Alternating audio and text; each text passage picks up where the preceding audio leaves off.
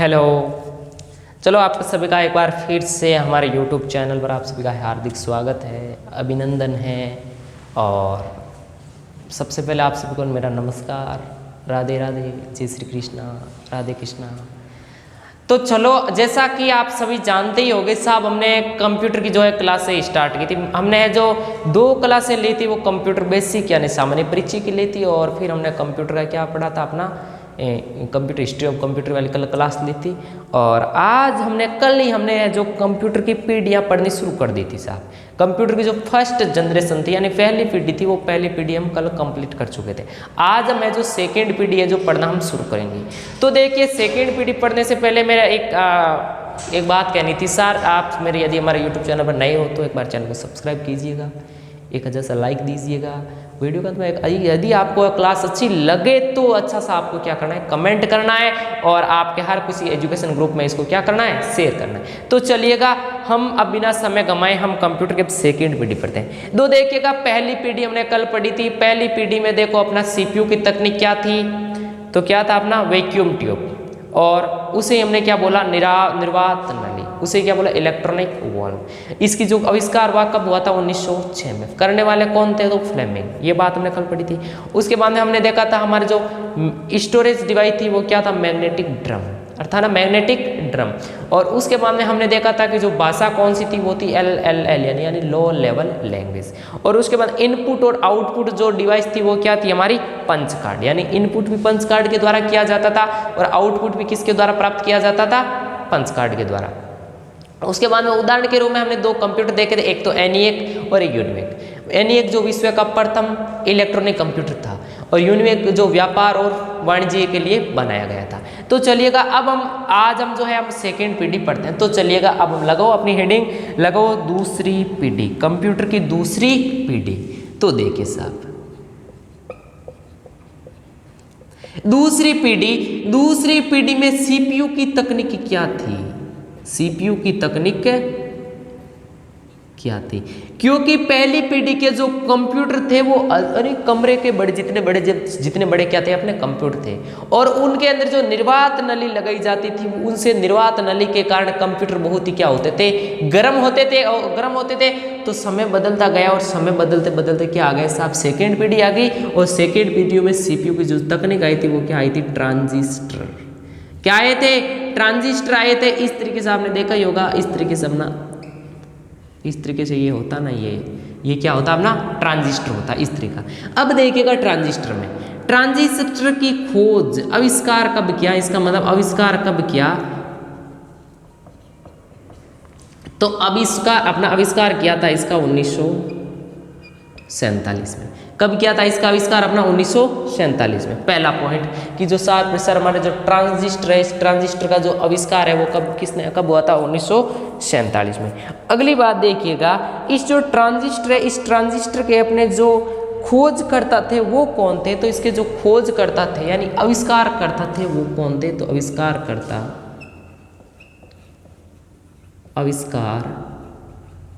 करता कौन थे, शोकले। कौन थे, इसे लिख देता हूं, शोकले। ध्यान रखिएगा, इसके आविष्कार करता कौन थे, तो कौन थे, ट्रांजिस्टर के शोकले। अब देखिएगा अगली बात, इनपुट आउटपुट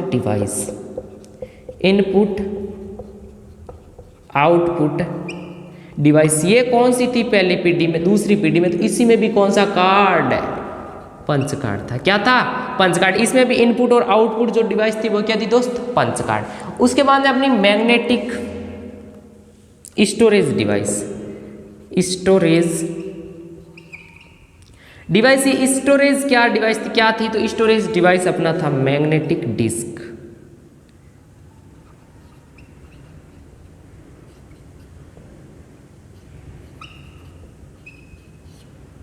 समझ गए ना, मैग्नेटिक डिस्क क्या, मैग्नेटिक टेप, मैग्नेटिक क्या थी, टेप। स्टोरेज डिवाइस अपनी क्या थी, मैग्नेटिक टेप। और उसके बाद में अगली जो बात आई थी, भाषा। वो भाषा क्या थी, वो थी भाषा अपनी MLL, अपनी फुल फॉर्म होती है मिडल या medium level language, medium level language. लो जी, तो देखिएगा दूसरी पीढ़ी में सीपीयू की तकनीक क्या थी? ट्रांजिस्टर आविष्कार 1947 में करने वाले कौन था? शोक ने। शोक लगा तभी उसने क्या बनाया? ट्रांजिस्टर बनाया। और इनपुट और आउटपुट डिवाइस क्या थी? तो पहली में ही पंच कार्ड और दूसरी में ही पंच कार्ड। और उसके बाद स्टोरेज डिवाइस तो बताओ, ड्रम पहले में तो क्या आया था? Magnetic drum. और ड्रम के बाद में क्या आई साहब? टेप। क्या आई? टेप। तो ध्यान रखना आपको, क्या है? Magnetic tape. और भाषा पूछ रहे तो कौन सी है? MLL यानी मीडियम लेवल लैंग्वेज। अब देखो दूसरी पीढ़ी के अंदर अपना कंप्यूटर कौन सा बनाता? तो कंप्यूटर बनाता अपना IBM है, IBM 1401। कौन सा कंप्यूटर बना था? तो IBM 1401। और कंपनी किसने? अपने IBM कंपनी ने बनाया था। और उस कंप्यूटर का नाम था IBM 1401, IBM international business machine. मैंने इसकी फुल फॉर्म बताई थी। तो ये लो साहब, आपकी जो दूसरी पीढ़ी थी, ये दूसरी पीढ़ी की पूरी जो बातें थी, वो दूसरी पीढ़ी की बातें क्या हो चुकी साहब? कंप्लीट हो चुकी। फटाक से दूसरी पीढ़ी को क्या कर ले दोस्त? नोट कर लीजिए। अब हम पढ़ते हैं फिर कौन सी पीढ़ी अगली? तीसरी पीढ़ी। अब देखो हम पढ़ते हैं अगली तीसरी पीढ़ी।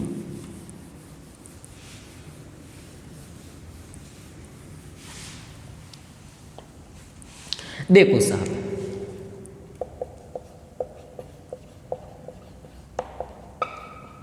तीसरी पीढ़ी सीपीयू की तकनीक क्या थी? सीपीयू की तकनीक क्या थी? तो ये सीपीयू की तकनीक थी आईसी, यानी कई सारे ट्रांजिस्टरों को मिला करके क्या बनाया साहब? आईसी बनाया। पहले कई सारी वैक्यूम ट्यूब को मिलाकर क्या बनाया था? ट्रांजिस्टर। कई सारे ट्रांजिस्टर को मिला करके क्या बनाया? आईसी। मतलब इस तरीके से बनी होती है, इस तरीके से आपने देखा ही होगा, इस तरीके से, इस तरीके से ये क्या बनी थी साहब? आईसी। अब देखो दोस्त, आईसी के खोज करता, तो खोज करता कौन है? तो वो है किल्बी। कौन है? Kilby, Robert Kilby. कौन है? Robert Kilby. कब की थी? तो की थी 1958 में। कब की थी? 1958 में। अब देखिएगा आईसी की फुल फॉर्म बहुत बार एग्जाम में पूछी गई। फुल फॉर्म है इंटीग्रेशन, इंटीग्रेशन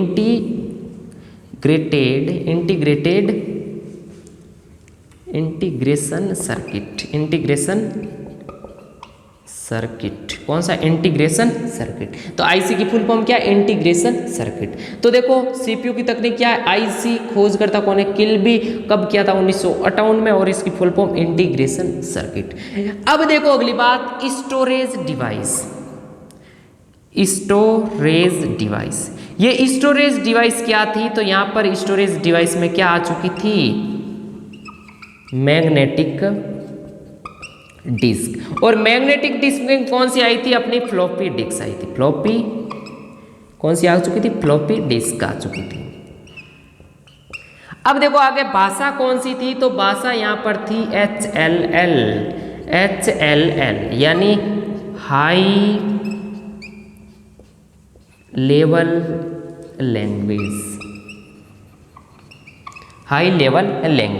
अब देखिएगा उदाहरण के रूप में यहाँ पर कंप्यूटर कौन कौन से आए थे? तो एक तो आया था IBM 360 और एक आया था IBM 370। ये लो सर, दो कंप्यूटर, एक तो IBM 360 और एक IBM 370। देखिएगा तीसरी पीढ़ी सीपीयू की तकनीक क्या थी? आईसी। खोज करता कौन थे? किल्बी। और अपनी आई कब थी पीढ़ी?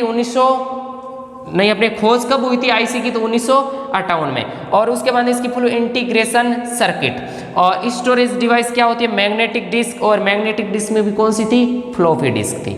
और भाषा कौन सी ली गई थी? HLL यानी हाई लेवल लैंग्वेज। और उदाहरण दीजिएगा साहब, तो उदाहरण कंप्यूटर के कौन कौन से कंप्यूटर? एक तो IBM 360 आया था और एक IBM कौन सा आया था? 370। लो जी, हमने कंप्यूटर की अब तक हमने पहली पीढ़ी कल पढ़ ली थी और आज हमने दूसरी और तीसरी पीढ़ी को भी क्या कर चुके हैं साहब? कंप्लीट कर चुके हैं। अब हम अगली पढ़ेंगे हम कंप्यूटर की कौन सी पीढ़ी?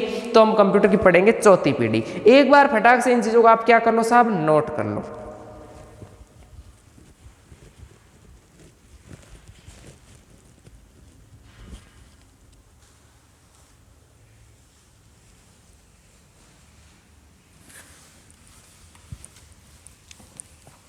देखो अब चौथी पीढ़ी।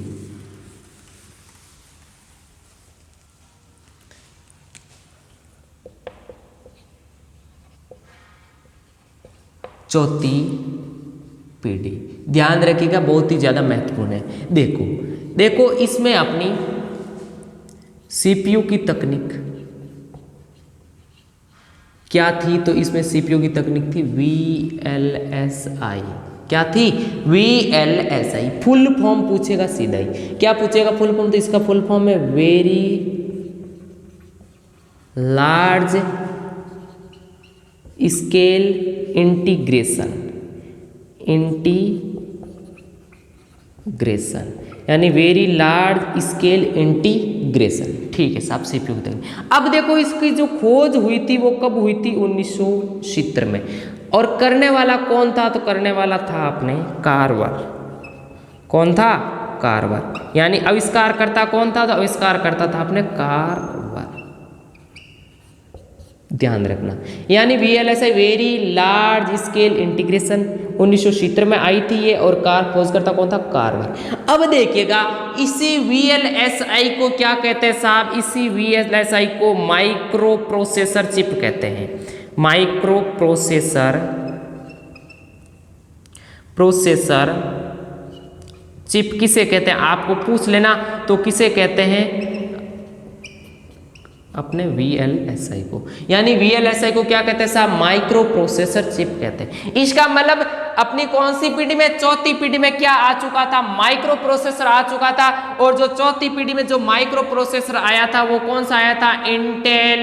इंटेल का आया था। आया कौन सा था? इंटेल 4004। यानी चौथी पीढ़ी में कौन सा माइक्रो प्रोसेसर आया था?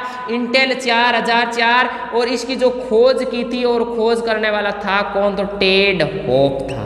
कौन था? टेड होप था दोस्त। कौन था? Ted hope. तो ध्यान रखिएगा, चौथी पीढ़ी सीपीयू की तकनीक VLSI very large scale integration कब हुई थी? 1970 में। खोजकर्ता कौन था? कार्वर। और इसे क्या कहते हैं? माइक्रो प्रोसेसर चिप कहते हैं। और इसमें अपना इंटेल 4000 जो पहला जो माइक्रो प्रोसेसर था, यानी पहला जो माइक्रो प्रोसेसर यानी फर्स्ट माइक्रो प्रोसेसर था वो क्या था? वो था इंटेल 4004। और इसके खोजकर्ता क्या थे? Ted hope. अरे बड़ी होप यानी आशा के साथ माइक्रो प्रोसेसर बनाया था। क्या? इंटेल 4004। यानी याद रखने का। अब देखिएगा स्टोरेज डिवाइस क्या दोस्त? इसके अंदर तो साहब स्टोरेज डिवाइस हमने इसके अंदर क्या है? तो इसके अंदर है मैग्नेटिक डिस्क। और मैग्नेटिक डिस्क की देखो तीसरी पीढ़ी में भी क्या थी? मैग्नेटिक डिस्क थी। लेकिन वहां पर कौन सी थी? फ्लॉपी डिस्क थी। और यहां पर कौन सी डिस्क आ चुकी थी? Hard disk. कौन सी आ चुकी थी? Hard disk. यानी यहां पर स्टोरेज डिवाइस हमने मैग्नेटिक डिस्क, और मैग्नेटिक डिस्क में क्या आ चुकी थी? Hard disk. और उसके बाद अपनी भाषा पूछ ले तो भाषा आप क्या बताओगे साहब? HLL यानी हाई लेवल लैंग्वेज। भाषा क्या थी? HLL यानी हाई लेवल लैंग्वेज। अब देखिएगा महत्वपूर्ण रहता है इसका अपना कंप्यूटर। चौथी पीढ़ी में कौन सा कंप्यूटर आया था? तो यहां पर आया था माइक्रो कंप्यूटर। आपको पूछे ना माइक्रो कंप्यूटर कौन सी पीढ़ी में आया था, तो कौन सी पीढ़ी में आ चुका था दोस्त? चौथी पीढ़ी में। क्योंकि माइक्रो प्रोसेसर देखो कौन सी पीढ़ी में आ चुका था? चौथी पीढ़ी में आ चुका था। इसका मतलब माइक्रो कंप्यूटर भी कौन सी पीढ़ी में आ गया था? चौथी पीढ़ी में आ गया था। मेरे ख्याल से ये इतने से पॉइंट आपको अच्छे से क्या हो चुके होंगे? क्लियर हो चुके होंगे। तो देखिएगा एक बार पुनः बोलिएगा, चौथी पीढ़ी में सीपीयू की तकनीक। तो सीपीयू की तकनीक क्या है साहब? VLSI यानी वेरी लार्ज स्केल इंटीग्रेशन। समझ गए? और उसके बाद इसकी जो खोज हुई थी वो 1970 में हुई थी। खोजकर्ता कौन था? कार्वर यानी आविष्कारकर्ता। इसे क्या कहते हैं? माइक्रो प्रोसेसर चिप कहते हैं। और जो प्रथम जो माइक्रो प्रोसेसर चिप थी वो कौन सी बनी थी? इंटेल कंपनी ने बनाई थी। इंटेल 4004। बनाने वाला कौन था? Ted hope. अगली बात देखिएगा, सीपीयू की अपने स्टोरेज डिवाइस पूछ ले तो क्या है? Magnetic disk. और मैग्नेटिक डिस्क में यहाँ पर कौन सी डिस्क आ चुकी थी? Hard disk. भाषा यहीं पर कौन सी थी? High level language. और यहाँ पर जो कंप्यूटर आया था वो कौन सा दोस्त आया था? Micro computer. कौन सा आया था? Micro computer. मेरे ख्याल से इतनी सी बातें आपको बहुत ही अच्छे से क्या हो चुकी होगी? क्लियर। मैंने बोला ना ये चौथी क्या रखना, चौथी पीढ़ी को क्या रखना आप? इंपॉर्टेंट रखना, क्योंकि इसके अंदर बहुत सारी चीजें का आविष्कार हो चुका था। तो आप फटाक से इन चीजों को क्या कर लो? नोट कर लो। और फिर हम पढ़ते हैं अगली पीढ़ी। कौन सी पीढ़ी? अगली पीढ़ी हमारी पांचवी पीढ़ी। फटाक से आप इन चीजों को नोट कर लीजिएगा। फिर हम पढ़ते हैं अगली हमारी पांचवी पीढ़ी।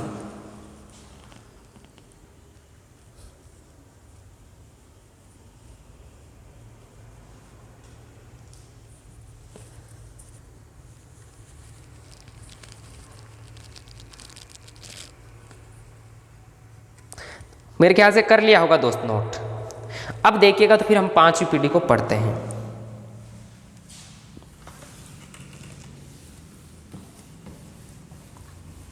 समझ में तो आ रही ना बातें, अच्छे से क्लियर हो रही ना। देखो मेरा पढ़ाने का एक ही तरीका दोस्त, देखो हम विश्वासघात नहीं करते दोस्त। देखो पढ़ाएंगे तो पूरा पढ़ा के देंगे, चाहे यूट्यूब हो चाहे अपने किसी एप्लीकेशन पर पढ़ाए, किसी संस्था के अंदर पढ़े, जहाँ पर भी पढ़ाएंगे पूरा पढ़ा के देंगे। क्योंकि यहाँ पर भी मेरे साथ बच्चे जुड़े तो विश्वास के साथ जुड़े, एक इंटेंट के साथ जुड़े, एक विश्वास के साथ जुड़े, तो पूरा पढ़ाना हमारा क्या बनता है, फर्ज। और आपका भी दायित्व बनता है कि आप अंतिम तक रुके रहें और क्लास को अच्छे से लेते रहें, ताकि आपको हर चीज़ क्या होती रहे समझ आ। ये नहीं होना चाहिए मजाक में चीज़ों को पढ़ते फ्लो में पढ़ते जा रहे हो। नहीं साहब, हमें बहुत चीज़ों को समझ कर पढ़ना है, क्योंकि ये हमारे जो माँ बाप का सपना है। तो समझ रहे हो ना, ये हमारे माँ बाप का सपना है। कहते हैं ना, यदि आपका बचपना गरीबी में बीता है तो कोई बात नहीं साहब, उसमें आपकी गलती नहीं थी। लेकिन यदि आपके माँ बाप का बुढ़ापा गरीबी में बीत रहा है तो साहब इसके जिम्मेदार खुद होंगे, हम खुद होंगे साहब। कौन होंगे, हम खुद होंगे। इसलिए ध्यान रखिएगा, क्योंकि हमारा जो बचपना था वो भले गरीबी में गुजर गया, लेकिन माँ बाप का बुढ़ापा कभी भी गरीबी में नहीं गुजरना चाहिए, क्योंकि वो हमारे मेहनत पर और हमारी काबिलियत पर निर्भर करता है। समझ रहे हो ना आप। अब चलो हम अगली पीढ़ी को कर रहे हैं साहब। कौन सी पीढ़ी, हमारी 5वीं पीढ़ी। देखो इसमें जो सीपीयू की तकनीक थी, कई सोच रहे होंगे सर कि आप इन पीढ़ियों के कई जगहों पर क्या मिलते हैं सर, सन मिलते हैं। नहीं मिलता है, कई जगहों पर आपको, हम बहुत जगहों पर इनके सन मिलता है। बेटा सन में बहुत ही क्या कंट्रोवर्सी है, समझ रहे हो आप। सन में बहुत ज़्यादा कंट्रोवर्सी, एग्जाम में कभी भी सन आपको नहीं पूछेगा, क्योंकि इन चीज़ों के अंदर बहुत सारी क्या चलती है, कंट्रोवर्सी चलती है। इसलिए मैं इन पीढ़ियों के सन आपको नहीं लिख पा रहा हूँ, समझ रहे हो ना। हाँ, कईयों के दिमाग में चल रहा सर है जो सन छुड़वा रहे हैं, तो छुड़वाने का एक ही तरीका है, क्योंकि कंट्रोवर्सी चलती है और एग्जामर भी देखता है कि जहाँ कंट्रोवर्सी चलती है वहाँ पर ये चीज़ें नहीं पूछी जाती। अब मैं यहाँ पर कुछ और लिखूँ, आप कई जगहों पर और पढ़ के आओ तो बोलोगे ये गलत है या वो सही है, या वो सही है या ये गलत है। ये तो इस तरीके से चलेगा। इसलिए जो सन वाला है बहुत कंट्रोवर्सी, इसलिए मैं आपको सन वगैरह नहीं हूँ। तो देखो सीपीयू की तकनीक इसके अंदर कौन सा आ चुका था, ULSI। देखो ULSI का मतलब है अल्ट्रा लार्ज स्केल इंटीग्रेशन। समझ गए ना, यानी अल्ट्रा लार्ज स्केल इंटीग्रेशन। 5वीं पीढ़ी वर्तमान में भी चल रही है साहब। इसका जो आविष्कार हुआ है सभी संस्थाओं ने मिलकर किया है, इसलिए इसका आविष्कार फिक्स आपको मेरे को बताने की जरूरत नहीं है, क्योंकि फिक्स कई संस्थाओं ने मिलकर इसका आविष्कार किया था। अब देखिएगा अगली बात, यानी स्टोरेज डिवाइस। ये क्या थी, ये बार एग्जाम में न जाने पिछले साल कितनी बार पूछ ली, यानी SSD। इसकी फुल फॉर्म होती है सॉलिड स्टेट ड्राइव। ये आप ही जानते हो, ये एग्जाम के अंदर भर के पूछिए कि SSD की फुल फॉर्म क्या होती है, तो सॉलिड स्टेट ड्राइव। समझ रहे हो। और ये 5वीं पीढ़ी की क्या है साहब, स्टोरेज डिवाइस है। अब देखिएगा अगली बात, AI का आविष्कार है, यानी आर्टिफिशियल इंटेलिजेंस का आविष्कार इसी पीढ़ी में हुआ था। आर्टिफिशियल इंटेलिजेंस का आविष्कार इसी पीढ़ी में हुआ। बताओ किसने किया था, कल ही बताया था मैंने, ये पॉइंट बता दिया था ना। AI का आविष्कार बता दिया ना, आविष्कार करने वाला कौन था, जॉन मैकार्थी। करते ना, जॉन मैकार्थी। और ये पहली बार कौन सी भाषा पर तो चलता था, लिस्प। और वो लिस्प भाषा भी किसने बनाई थी, जॉन मैकार्थी ने। लेकिन वर्तमान में पाइथन और प्रोलॉग पर चलता है। और इसकी फुल फॉर्म क्या होती है, आर्टिफिशियल इंटेलिजेंस, यानी कृत्रिम बुद्धि। और इसे है जो वर्तमान में जो प्रोलॉग है उसकी फुल फॉर्म क्या होती है, प्रोग्रामिंग लैंग्वेज। ये बातें मैंने कल इसके बारे में बता दी। तो ये 5वीं पीढ़ी के बारे में वर्तमान आपको इतनी बातें ध्यान रखने। 5वीं पीढ़ी वर्तमान में भी चल रही है साहब। सीपीयू की तकनीक ULSI ultra large scale integration, और उसके बाद स्टोरेज डिवाइस यहाँ पर SSD सॉलिड स्टेट ड्राइव, और AI का आविष्कार इसी पीढ़ी में हुआ था। फटाक से चीज को क्या कर ले, नोट कर लो जी। ये आपकी कंप्यूटर की पीढ़ियां क्या हो चुकी हैं, कंप्लीट हो चुकी हैं। जो जितनी भी जो हमारी कंप्यूटर की पीढ़ियां थी वो कंप्यूटर की पीढ़ियां क्या हो चुकी है, कंप्लीट हो चुकी है। अब हम अगली चीज पढ़ते हैं, फटाक से नोट कर लीजिएगा। देखो मैंने अभी आपको पहली और दूसरी पीढ़ी में एक पंच कार्ड पढ़ाया था ना। और पंच कार्ड का मैंने यही बताया था कि जो हमारा पंच कार्ड है वो इनपुट और आउटपुट दोनों डिवाइस है। यानी पंच कार्ड के द्वारा इनपुट भी डाला जाता है और पंच कार्ड के द्वारा वापस आउटपुट भी क्या किया जाता है, प्राप्त किया जाता है। किया जाता नहीं ज्यादा।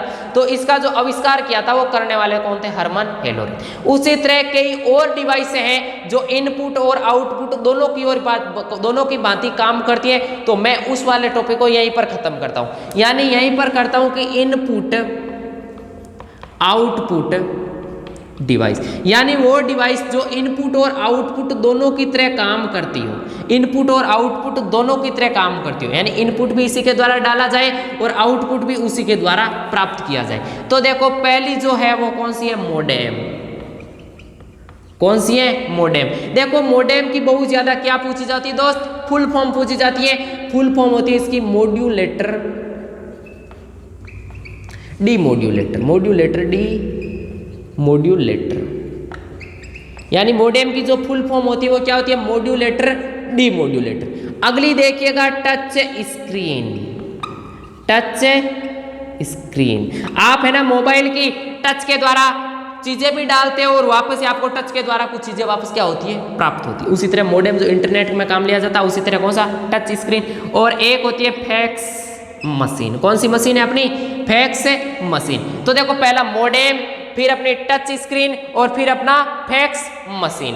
और एक और है वो कौन सा है, पंच कार्ड है। कौन सा है, पंच कार्ड।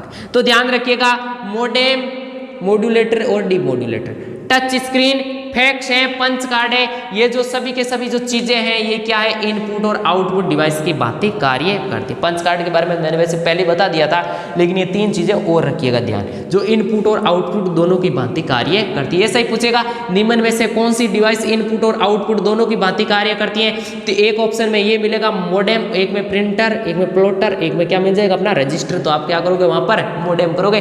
जो मोडेम हो वो इनपुट और आउटपुट दोनों की भांति क्या करती है साहब, कार्य करती है। फटाक से इन दोनों चीजों को क्या कर लो, आप नोट कर लीजिएगा। और फिर हम पढ़ते हैं अगली बात।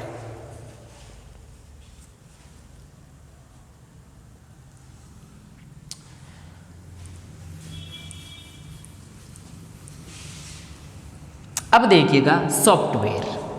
अब देखो थोड़ा सॉफ्टवेयर के बारे में बताते हो। तो सॉफ्टवेयर, इसे हम क्या कहते हैं, प्रोग्राम। ये सर सॉफ्टवेयर क्या होता है, सॉफ्टवेयर क्या होता है, निर्देशों का समूह क्या होता है साहब, सॉफ्टवेयर होता है। ये मान लो सीट है, इस पर सीट पर मैंने कुछ ये निर्देश लिख दिए, इन सभी के सभी निर्देशों का जो समूह है वो क्या कहलाता है, सॉफ्टवेयर कहलाता है। ध्यान रखना, ये कोई एक चीज, इस पर मैंने ये लाइन लिख दी और ये जो निर्देश लिखे, निर्देशों का जो पूरा का पूरा जो समूह है, और वो समूह क्या कहलाता, अपना बताओ क्या कहलाता है, तो क्या कहलाता है, सॉफ्टवेयर कहलाता है। समझ गए मेरी बात। यानी निर्देशों का समूह क्या कहलाता साहब, सॉफ्टवेयर कहलाता है। लिख दो ये पॉइंट, निर्देशों का समूह है क्या है साहब, सॉफ्टवेयर है। निर्देश समूह क्या है, एक सॉफ्टवेयर। अब देखो सॉफ्टवेयर को लिखने के लिए किसी विशिष्ट भाषा का क्या किया जाता है, प्रयोग किया जाता है, और उसे क्या कहते हैं साहब, प्रोग्रामिंग लैंग्वेज कहते हैं। ध्यान रखना, सॉफ्टवेयर को, यानी सॉफ्टवेयर को लिखने के लिए विशिष्ट भाषा का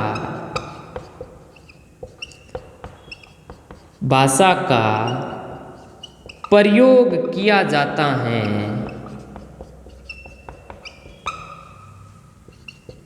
उस भाषा को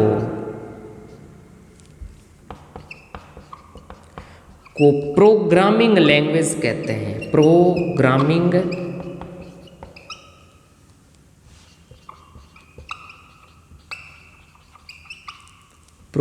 लैंग्वेज कहते, और इसका प्रोग्रामिंग लैंग्वेज का शॉर्ट फॉर्म हो जाएगी पीएल। क्या हो जाएगी, पीएल कहते हैं। अभी समझ आएगा मैंने ये टॉपिक बीच में क्यों शुरू किया, अभी चीजें समझ आएगी। सॉफ्टवेयर या फिर प्रोग्राम निर्देशों का समूह क्या कहलाता है, सॉफ्टवेयर को लिखने के लिए विशिष्ट भाषा का प्रयोग किया जाता है, और उसे क्या कहते हैं साहब, प्रोग्रामिंग लैंग्वेज कहते हैं। एक बार फटाक से आप इस चीज को नोट करो, उतने में थोड़ी सी इंक डाल लेता हूं, फटाक से कर लीजिएगा।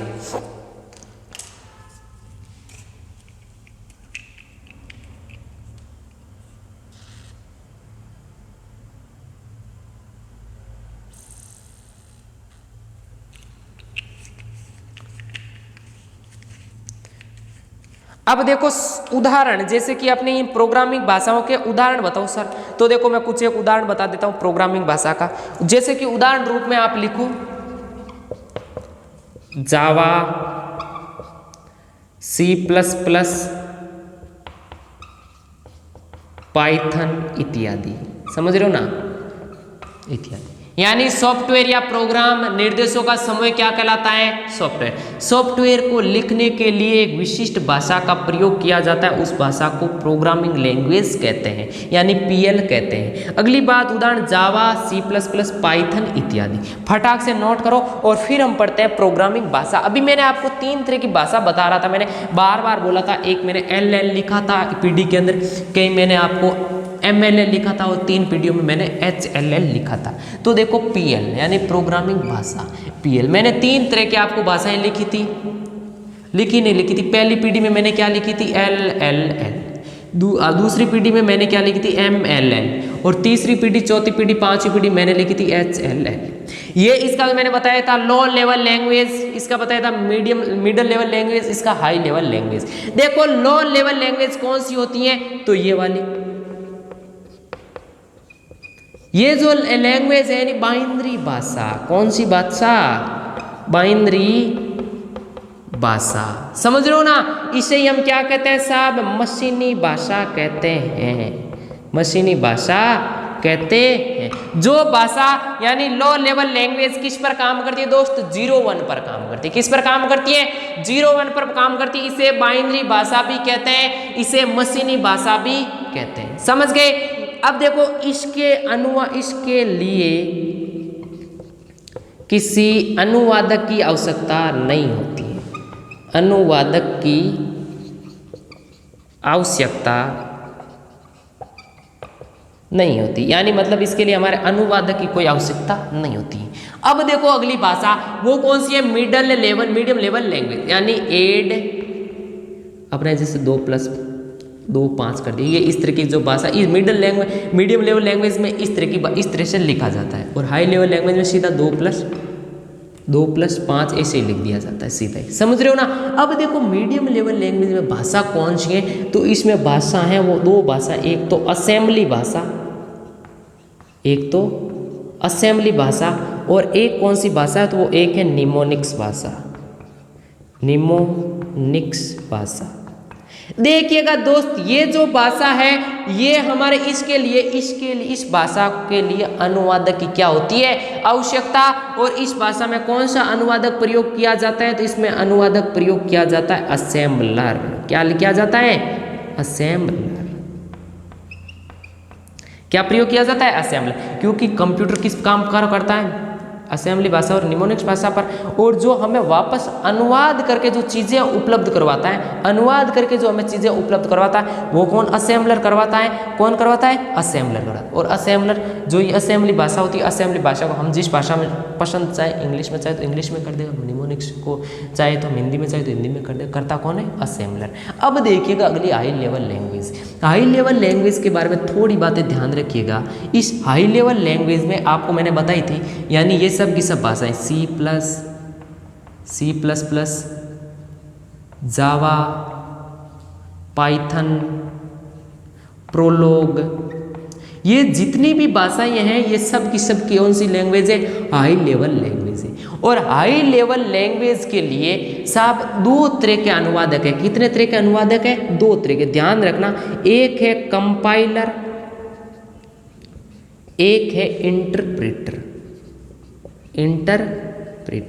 अब सर इसमें अंतर क्या है? तो दोनों सेम ही साहब, लेकिन जो ये कंपाइलर है ये पूरे पेज का अनुवाद करता है। ध्यान रखना, पूरे पेज का अनुवाद करता है। पूरे पेज का अनुवाद कौन करता है? कंपाइलर करता है। लेकिन लाइन बाय लाइन अनुवाद कौन करता है? तो लाइन बाय लाइन अनुवाद करता है इंटरप्रेटर। लाइन बाय लाइन अनुवाद करता है, अनुवाद करता है। लो जी, ये मैंने आपको लेके, क्योंकि मैंने सॉफ्टवेयर क्यों लाया था? इसी के लिए लाया था। इस स्लाइड के लिए मैंने पहले थोड़ा सा आपको क्या बताया था? सॉफ्टवेयर के बातें सॉफ्टवेयर के बारे में थोड़ी बातें बताई थी।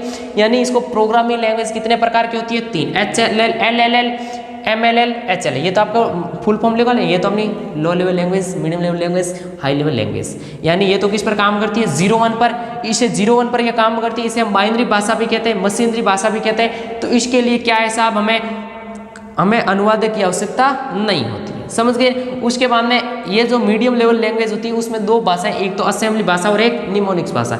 इसके लिए अनुवादक कौन सा काम में लिया जाता है, असेंबलर। कौन सा लिया जाता है, असेंबलर को नहीं पूछेगा, क्योंकि असेंबली तो असेंबलर कैसे पूछेगा, लेकिन यहाँ पूछेगा, यहाँ पर हाई लेवल लैंग्वेज में C++, जावा, पाइथन, प्रोलॉग, इसमें दो तरह के काम लिए जाते हैं अनुवादक, एक तो कंपाइलर और एक कौन सा लिया जाता है, अनुवादक। यहाँ पर लिख देता हूँ अनुवादक। दो तरह के काम लिए जाते हैं, एक तो लिया जाता है कंपाइलर और एक क्या लिया जाता है, इंटरप्रेटर।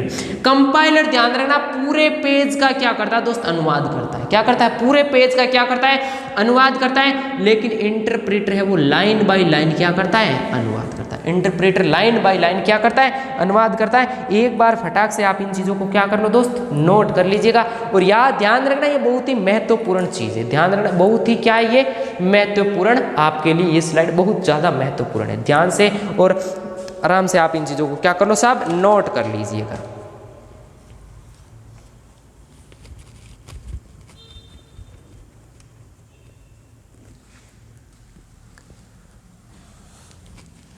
चलो तो दोस्त आज की क्लास में इतना ही, कल मिलते हैं हम अगली नेक्स्ट क्लास में। और कल आते ही मैं आपको पहला पढ़ाऊंगा कौन सा, डिजिटल कंप्यूटर। क्या पढ़ाऊंगा, डिजिटल कंप्यूटर के बारे में थोड़ी सी अच्छे से आपको क्या करेंगे, व्याख्या करेंगे। और फिर हम एक अगला नया टॉपिक यानी हार्डवेयर शुरू करेंगे। कौन सा वेयर, हार्डवेयर शुरू करेंगे। आप जानते हो हार्डवेयर कितना महत्वपूर्ण है, तो मैंने आपको जो इतिहास था वो इतिहास अच्छे से हो गया है। और उसके बाद में अपना है जो आज थोड़ा डिजिटल कंप्यूटर की बातें हैं, वो डिजिटल कंप्यूटर की बातें हम कल आते हैं क्लास में करेंगे। और फिर हम अगला टॉपिक करेंगे अपना शुरू, कौन सा, हार्डवेयर। तो तब तक के लिए यदि आप हमारे चैनल पर नए हो तो एक बार चैनल को सब्सक्राइब कीजिएगा, एक अच्छा सा कमेंट कीजिएगा, और हर उस शख्स के पास पहुंचेगा जिसको इस क्लास की क्या है, आवश्यकता है। और ये मेरी एक बात हमेशा याद रखना दोस्त, आखिरी